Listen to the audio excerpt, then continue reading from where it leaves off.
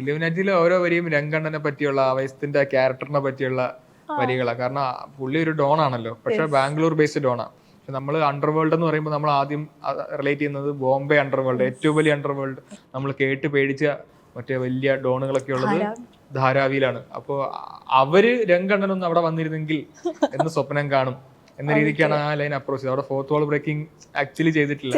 പക്ഷെ അതിലെ അർമാദം എന്ന് പറഞ്ഞ പാട്ടില് കേക്ക് മുറിക്കുന്ന ഒരു ഇതിനകത്ത് മറ്റേ ഇരു കണ്ണിനഴകെ എന്നൊക്കെ പറഞ്ഞ് അത് വേണമെങ്കിൽ ഫഹദിന്റെ കണ്ണുമായിട്ട് ചേരുമല്ലോ. കാരണം കേക്കിനകത്ത് തന്നെ ഈ രംഗണ്ണന്റെ ഫോട്ടോ ആണ് ഉള്ളത്, അത് തന്നെ രംഗണ്ണൻ മുറിക്കുന്ന അങ്ങനെ ഒരു കോമഡി സീനാണ്. അപ്പോൾ അങ്ങനെ ഒരു സാധനം വേണമെങ്കിൽ ഫോർത്ത് വാൾ ബ്രേക്കിംഗ് ആയിട്ട് വേണമെങ്കിൽ കുറച്ച് ഹാഫ് ഉദ്ദേശിച്ചു എന്ന് വേണമെങ്കിൽ പറയാം.